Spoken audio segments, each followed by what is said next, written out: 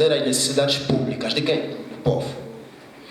Quando vamos ter Aristóteles, que foi discípulo de Platão, portanto, com o seu livro A Cidade, portanto, a cidade, intitulado Política, nos termos da polis grega, cidade, ele também, como Platão, ele também escreveu o livro A Política no intuito de tentar encontrar uma melhor forma de garantir o bem-estar do povo. Então, já os nossos irmãos lá, na época em que a terra lhes seja leve, eu não sei se foram mesmo enterrados ou não, e se assim tiverem sido de facto, espero que não se estejam a revirar nos túmulos, porque de facto nós estamos apenas para reportar aquilo que eles nos passaram, mas ainda assim eles já tentaram encontrar formas de organizar a cidade, portanto, organizar a cidade no sentido de garantir o bem-estar do cidadão, o bem-estar do povo. Bem, passando por outros filósofos políticos, vamos ter então com Thomas Hobbes, John Locke e Jean Rousseau. Bem, portanto, esses filósofos, de facto, vão se referir,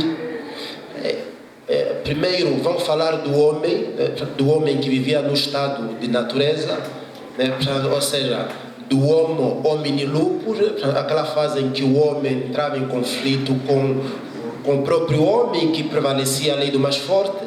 Bem, então eles de facto vão tentar encontrar formas de o homem sair do estado de natureza para o estado civil, portanto, de sair do estado que não tinha leis, ou seja, o estado sem leis, para passar para o estado com leis.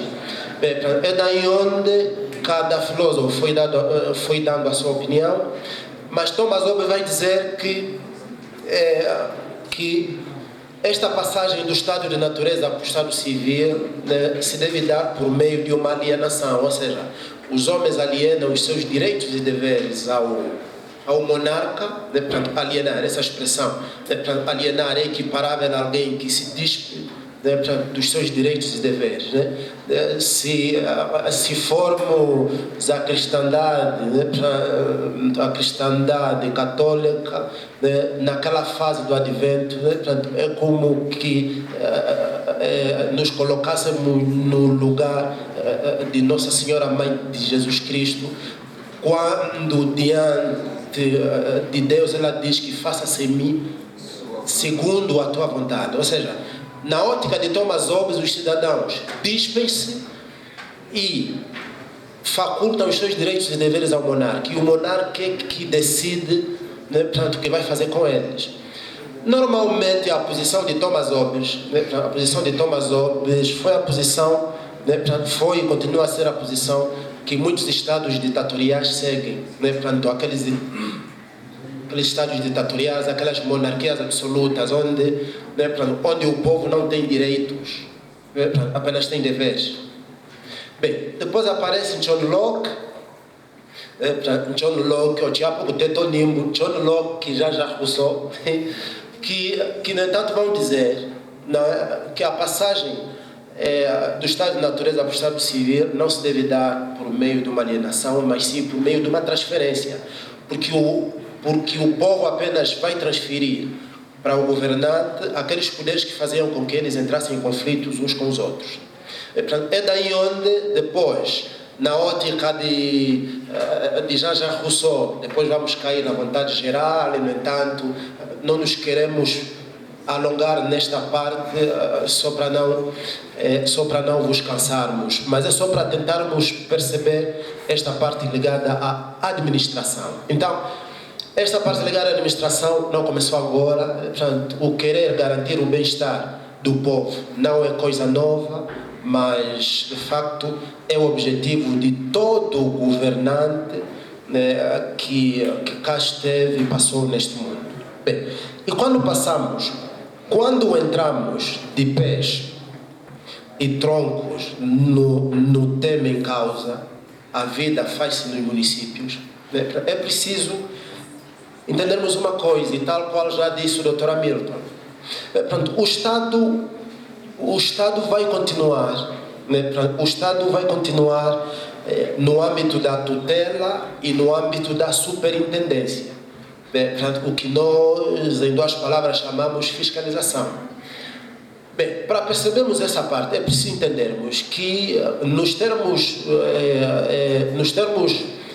do número 2 do Código de Procedimento Administrativo Angolano, aqui vamos encontrar as 5 pessoas coletivas públicas. São 5 pessoas coletivas públicas, das quais a primeira pessoa coletiva pública, é a pessoa coletiva pública que tem como principal poder fiscalizador de superintender, então de superintendência ou de tutela, é o Estado.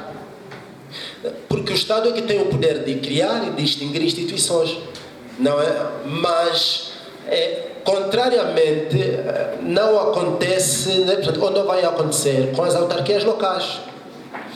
Por quê? Porque se formos ter ao artigo número 2 do Código de Procedimento Administrativo, o Estado é a primeira pessoa coletiva pública, né? O Estado é a primeira pessoa coletiva pública, depois temos os institutos públicos, as empresas públicas, as associações públicas e as autarquias locais. Bem, apenas o Estado, né? Apenas o Estado e as autarquias locais, né? São pessoas coletivas públicas que fazem parte, né, do tipo organizativo, populacional e territorial. São o Estado e as autarquias locais. Por isso é que os órgãos das autarquias locais e do Estado são eleitos, não são nomeados. São eleitos, não são nomeados. Por quê? Porque o Estado, nos termos dos sistemas de organização administrativa, né? Quando se fala de sistema de organização administrativa, aí basicamente há que perceber, né? A discrepância existente entre concentração e desconcentração, centralização e descentralização. O nosso país é desconcentrado e é descentralizado, porque nós somos democráticos. Repito, normalmente os países com o poder concentrado e com o poder centralizado, a sua forma de governo normalmente é ditatorial, em condições normais. Bem, nós, se formos ter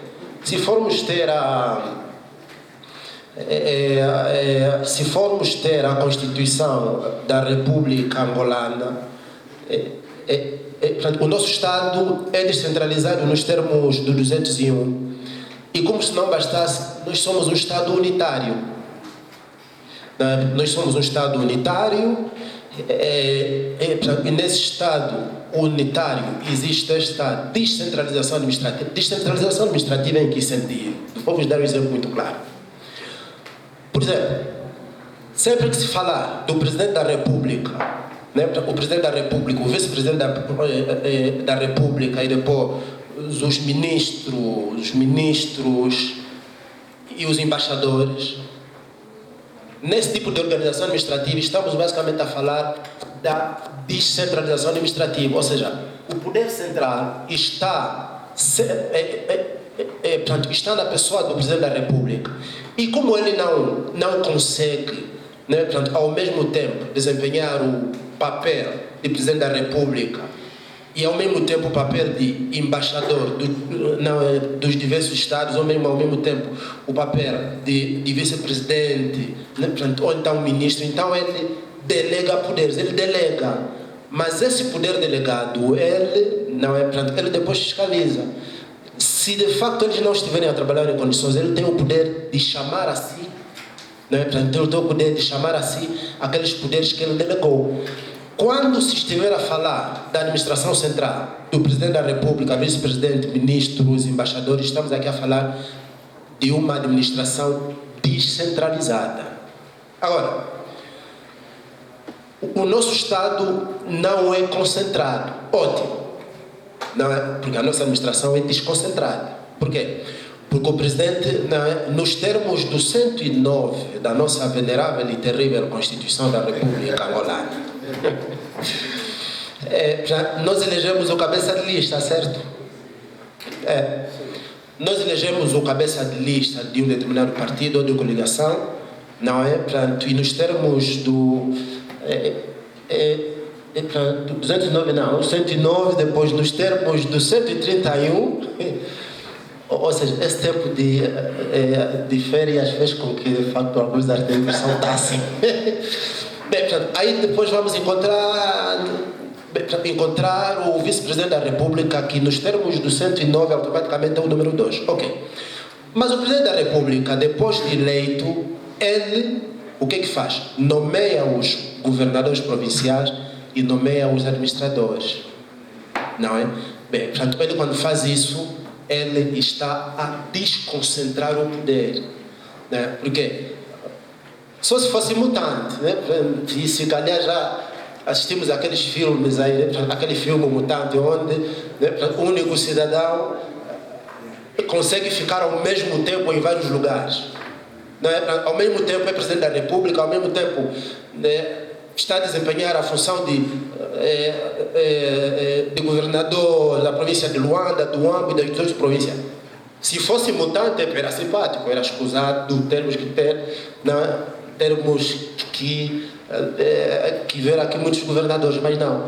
Ele como também ser humano como nós, então ele desconcentra os poderes. Mas qual é o objetivo da descentralização e da desconcentração administrativa? O principal objetivo é garantir mais eficiência nos serviços públicos. Não, porque ele não consegue dar conta do recado. Não é? E se formos a ver em muitas instituições, alguns que acumulam muitos poderes não conseguem dar conta do recado. Por isso é que os serviços não andam. Não é? Por quê? Porque eu. Primeiro eu, depois eu, e depois mais eu, e depois eu. Sou eu. Então, daí a desconcentração para garantir o bem-estar. Ok, então, aterrando, a vida faz-se nos municípios. Ótimo. Faz-se nos municípios, sim. Mas faz-se nos municípios, se tivermos em conta, de facto, aqui cada cidadão deve ter essa informação, segundo a qual, né, essa autonomia, tal qual disse há pouco tempo o Dr. Hamilton, não é que após as eleições autárquicas o Estado vai fechar os braços, vai fechar as mãos, não, nem por isso. Porque o Estado ainda assim vai continuar com o poder de fiscalização, né? O poder da superintendência, né? O poder da superintendência e o poder da tutela. O poder da tutela tem apenas a ver com averiguar se que as outras pessoas coletivas públicas não estão a trabalhar na base da legalidade, né? Portanto, da legalidade ou não. E depois tem também o poder da superintendência. Portanto, esse poder da superintendência e o poder da tutela, a única pessoa coletiva pública que tem esse poder é apenas o Estado. Não, é o Estado. E como nós somos um Estado descentralizador e desconcentrador, os autarcas não vão ser nomeados pelo Presidente da República. Né? Por isso é que o Estado angolano tem de criar condições para que as eleições de facto aconteçam de facto e nós, o povo, vamos ter outra vez as urnas para elegermos os nossos autarcas. Daí que, de facto, há que se criarem as condições e, quanto aos avanços e retrocessos, não há retrocessos, de facto, o Estado angolano está a trabalhar em condições e tanto mais que já foram aprovados 99,9% dos pacotes legislativos e está a faltar apenas um pacote para que se dê, então, sim, exatamente, para que se dê então avanço a essa situação.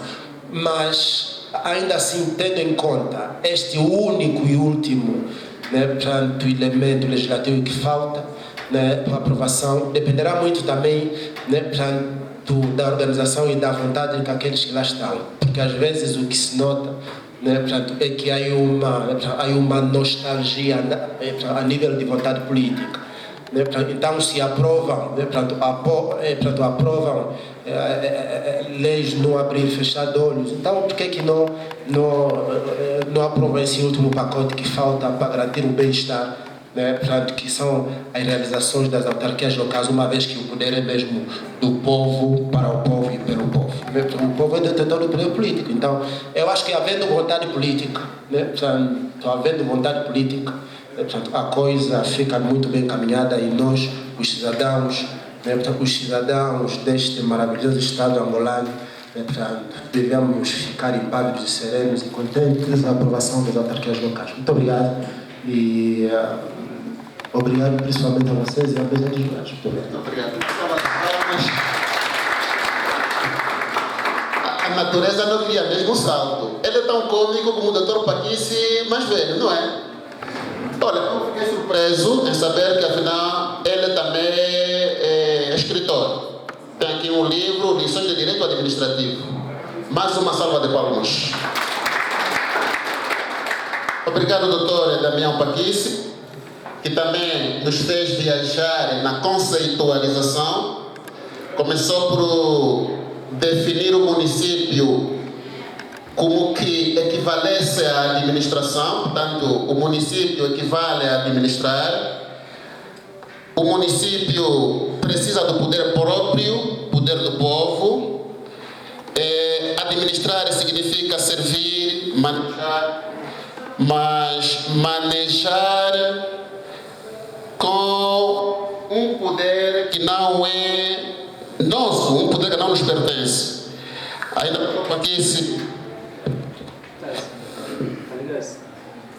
o Dr. Paquice fez uma incursão a vários teóricos, desde Platão a John Locke. Fez também uma incursão ao conceito de administração como algo remoto, significa vem de longe. Esse conceito remonta da antiguidade greco-romana. Ainda nos elucidou sobre as 5 pessoas coletivas, onde o Estado ocupa o primeiro lugar. Ainda o Dr. Damião Paquice dizia que o nosso país é desconcentrado e descentralizado, e fez alusão à nossa venerável e terrível Constituição da República de Angola. E, a finalizar, se a vida vai ser nos municípios, há que dar o poder ao povo. Dr. Paquice, muito obrigado. E é chegado o momento de intervenções. Acredito que o protocolo terá já distribuído os papelinhos. E, mais uma vez, agradecer a presença de todos.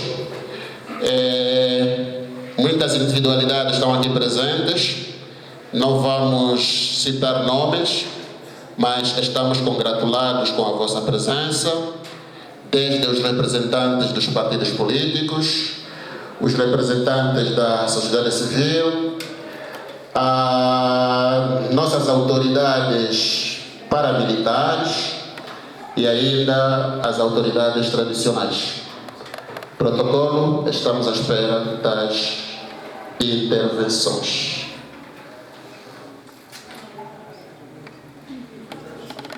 Mas o tempo urge, acho que vamos optar mesmo por levantar e as